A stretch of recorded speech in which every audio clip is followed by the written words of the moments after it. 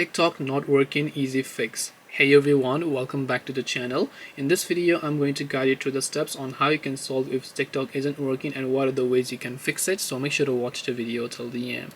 Now, first of all, TikTok might have been banned in a number of countries. So the first thing you can actually try to do is simply try to use and connect with the VPN. So when you're connected to a certain VPN, maybe of China or other states where the TikTok is still available, you can just connect to those regions. And once you have done that, you can just try to open TikTok to see if that actually helps you.